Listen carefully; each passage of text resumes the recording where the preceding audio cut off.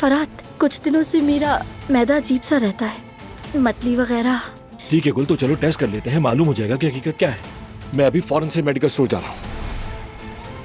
वहाँ नीचे जो पतीली रखी है ना, वो लाकर मुझे दो। ढक्कन हटाओ। क्या हमारी शादी इस जगह पर होगी? या अल्लाह, ये वक्त तो गुजर ही नहीं रहा। तुमने चेक किया? हम माँ बाप बनने वाले हैं।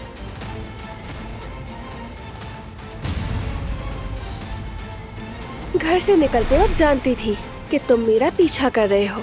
जब हमारी जिंदगी ही नॉर्मल नहीं, तो हम नॉर्मल लोगों की तरह कैसे रहें?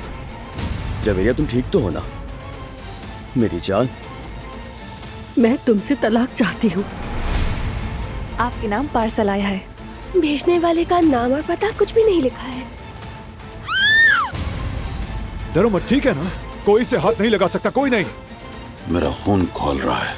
बच्चे की धमकी देना इस बार जवाहिर हद से गुजर गया है।